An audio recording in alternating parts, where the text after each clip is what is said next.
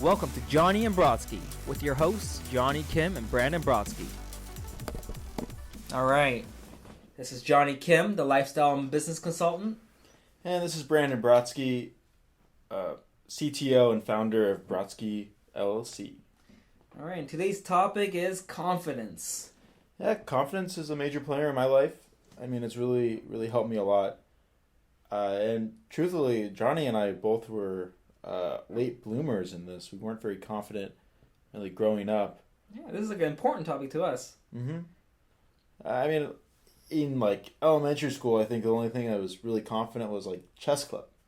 I didn't have that. No. I didn't even have chess club. But I certainly didn't have much confidence with girls, or I don't know, and literally no confidence in business, obviously, in elementary school or elementary school. We started gaining our confidence maybe end of senior year, or maybe beginning of junior year, or it was end of high school. Yeah, like you started probably consciously, like senior year. Mm-hmm. I started around end of sophomore year, the beginning of junior year of high school. Yeah, Yeah, that seems about right. I mean, it all started with Johnny calls me up one day, and we are going to this book signing for this author I had never heard of called Neil Strauss. And his book that he was signing, that he was promoting, was called The Game. And Johnny had loved this book. He was just really into it. And that was the thing that got me started. Yeah? That was the book. Same. Absolutely. That was like, you need to get your shit together. And we met all these cool people. We met, like, Mystery. We met, of course, Neil Strauss. Who else did we meet? David D'Angelo? No, I think that guy, Matador, was there. That was like Mystery's wingman and stuff. Anyway, we got to meet all these cool people that I had never heard of, and then I read The Game shortly after, and I was like, oh my god, I should have got these people's autograph or something. I know. Or get pictures with them. Yeah, they were definitely huge impact. And so we read this game, we got really into it, we got into it further than just reading it, and we made it a lifestyle. Yeah, it wasn't just about getting girls. It was... Although that was good. That was like huge bonus, but it was really just changing about like the way we live, the way we saw ourselves. That was, I think, it was called inner game. Sure, yeah, understanding how to be more confident. And what I had to learn is really being proud of being myself. One of the things that I had done towards the end of this is I got injured for cross country. Couldn't run anymore, so I decided to join the robotics club. This is something I always sort of had an interest in, but I told myself, oh, I'm not into that because it's nerdy, and I was embarrassed of being a nerd. It's one of my greatest regrets. I wish that I was okay with being a nerd forever, because it was always a huge interest of mine. It always made me very happy to be into quote unquote nerdy things. Yeah, and that was what was like really nice. A lot of people have a hard time with that, like really accepting all their quirks and all their, nerdiness, sure, and everything. But what was really like, I guess, luck. I don't know if it's luck, but what really helped me was really accept that fact, and I eventually didn't give a fuck at the end. And what I noticed is when I stopped caring, it was like people actually liked me more. I couldn't believe this. Yeah. When I started saying, like, yeah, you know what? I'm actually really good at math. I love robotics. I like code. I find this stuff very interesting. I like all these things that are, I thought, to be unpopular.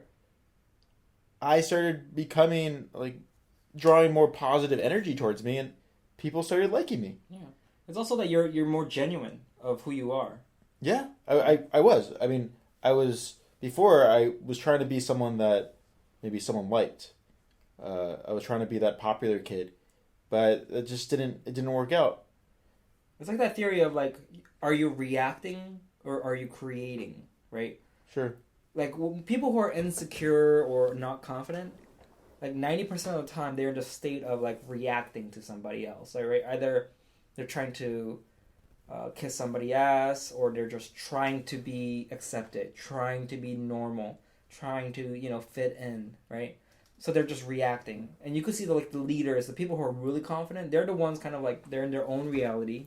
And they don't care. Exactly. There's actually this thing with like celebrities when we see celebrities in the news, something goes off in our mind and we automatically want to pay attention to them. But celebrities, on the other hand, they're always in the spotlight. They don't have that. They don't look at others and like think, oh, I got to design my kitchen this way. They design their kitchen how they want to design it, not how some celebrity designed it. Yeah. They don't care. And when I started realizing that about myself, I really took control of my own destiny and started becoming really good at things that maybe weren't the most popular. And one of my greatest interests is technology, specifically with like web development. It's not really the cool thing to do, certainly not in high school, but I got really into it and I loved it. It was so much fun. It didn't matter that people didn't consider it to be cool. And believe it or not, I've actually used it back in my single days to even like hit on girls. I would tell them how I was so interested in this. That was and a kind huge of value. Drop that knowledge. Yeah, it was really cool. Yeah. And I think it also kind of comes to business as well. Like, there's businesses who copy other businesses' models and things like that. Sure. And there are the ones who's like, this is what I picture. This is how I vision my business to go. And they just go with it, even though there's none like it out there. Nobody tried it, or if somebody has, they failed. They're like, this is how I envision my business going. Sure. And this is what's going to happen. Hey, you have like there's like two different mindsets for like business, right? You have the imitators. Yep. And you have the people that are creative. Yeah, and innovators. Yeah. The imitators will, let's say there's a gas station, a successful gas station on the corner. The imitators are like, wow, they're doing so well. I'm going to start a gas station too. And the next guy is going to go, oh, wow, these two gas stations are doing so well. I'm going to start a gas station as well. And now all of a sudden you have 3 gas stations and they're all doing horribly. Now the innovators will see, wow, there's a successful gas station. Let me help out that gas station. And I'm going to put a convenience store right next to it. Now, his business is going to do better because people are going to go to the convenience store and help him. And the gas station is going to help my business because people are getting gas anyway and they're going to see my convenience store. And this is going to happen and each business is going to interact almost like partners instead of sucking each other dry like parasites like the imitators. Yeah. So that's why a lot of like really successful business people, they have that mindset of, like this is annoying or I want this.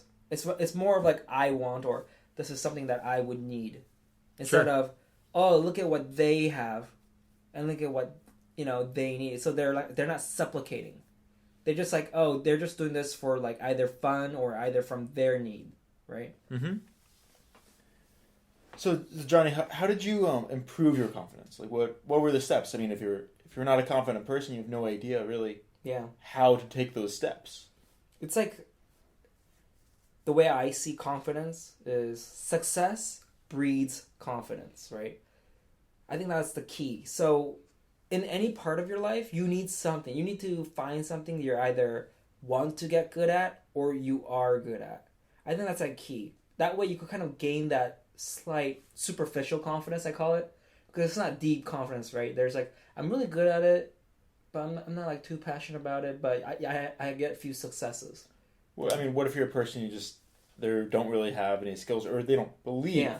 I think that's where you have to kind of like either suck up your pride, get rid of your fear, and kind of jump in and try new things and totally just work towards being good at it. You know what I mean? Sure. Either it be working out. That's what a lot of, when you work out, you get that.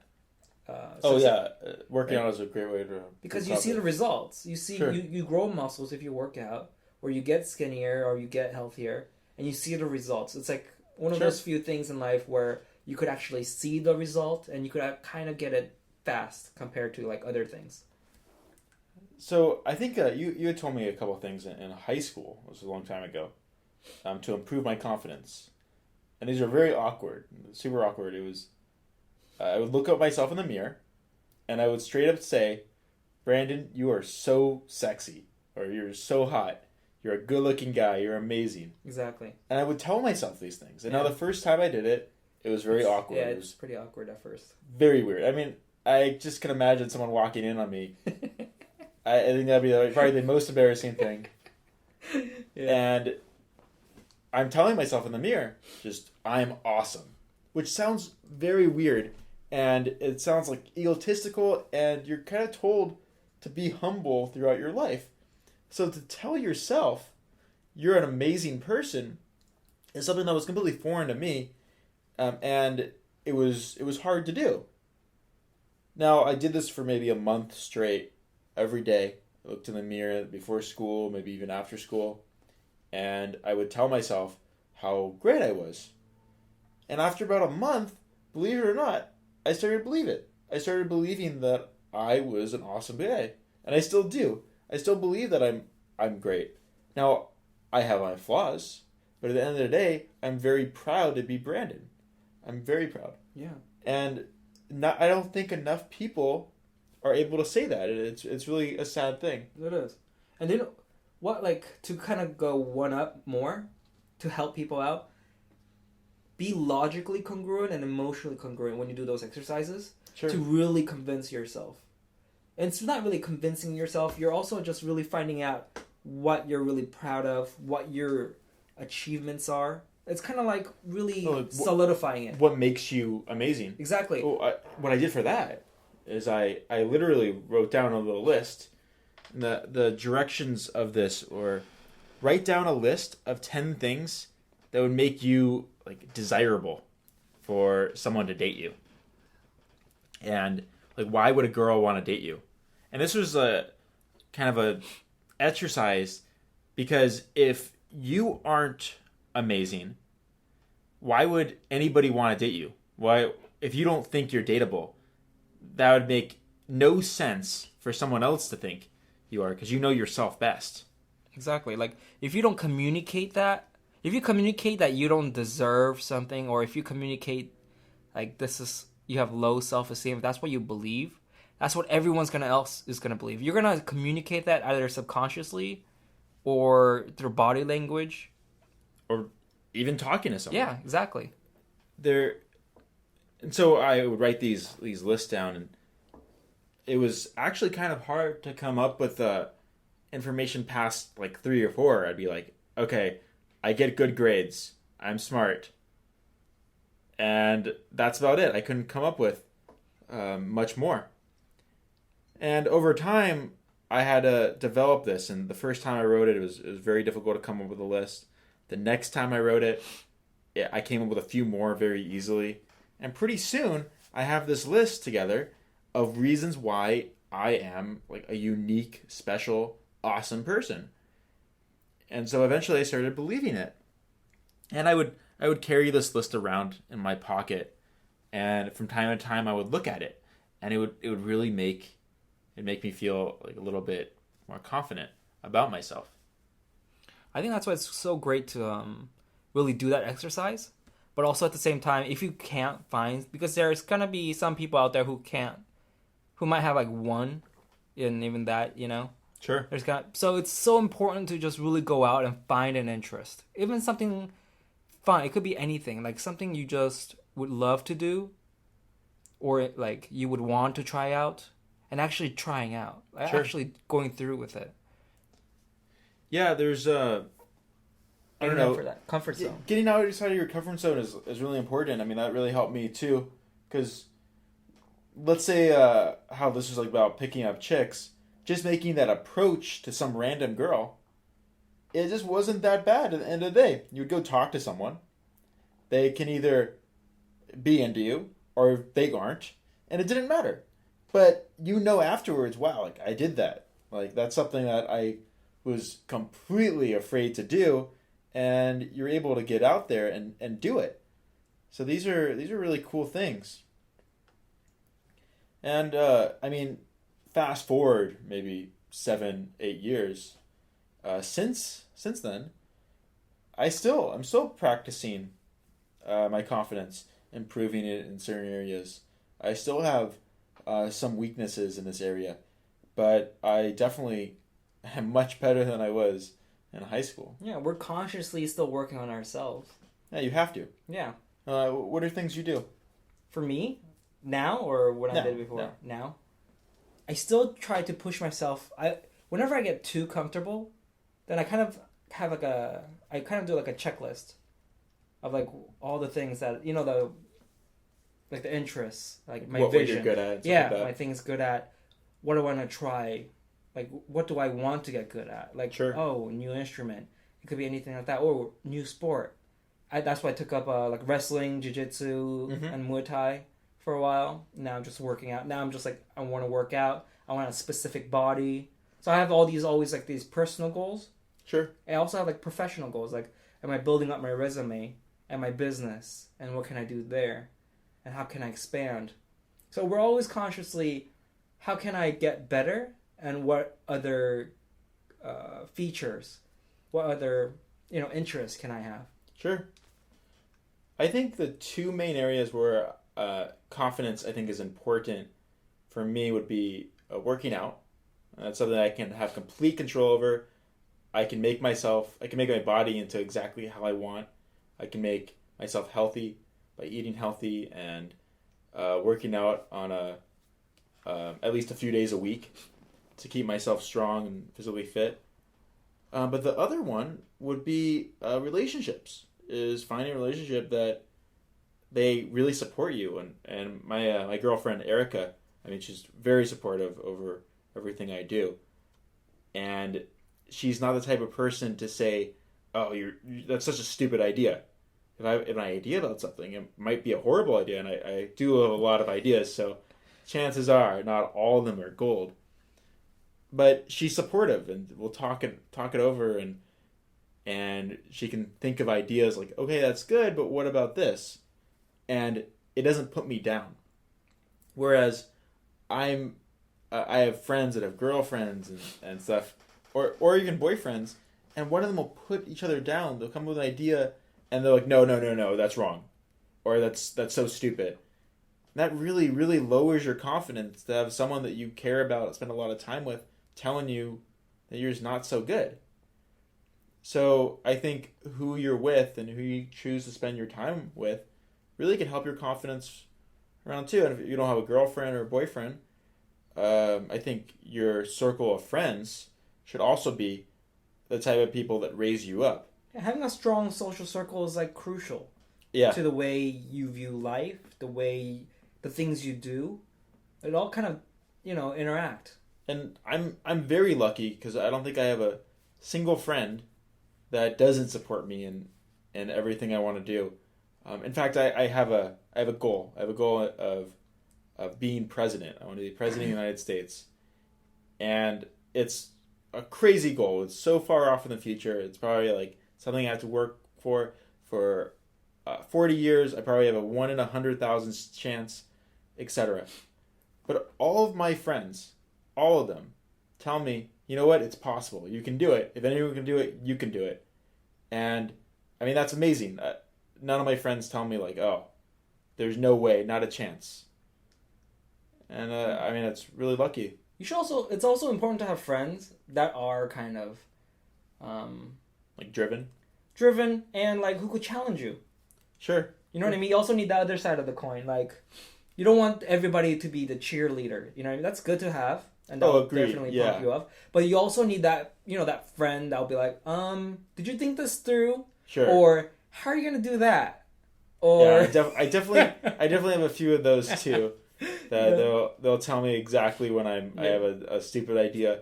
But I don't believe they're doing it in a way that's putting me down. Exactly. It's like they're helping you out. Yeah. You don't want to be delusional. They're doing it in a way where it's like, hey, like, okay, you can come up with something better than that, or this wasn't your best work. Exactly. Instead of putting you down and really making you feel they're not doing bad. it to, like, hurt you. Yeah. At least most of the time they're not. But they're just being assholes sometimes. Yeah. But, yeah. I mean, I like it. I like to have a balance of that, because if I don't get that negative criticism or some sort of criticism, I feel like, yeah, completely. Like, absolutely. You have to have the... There's always a flip side. it depends on the friendship, right? Yeah. I mean, I have certain friends where when they do something stupid, I have to tell them, Yeah. look, this is crazy. Like, you're doing this completely wrong. You have to get your shit together. This is horrible.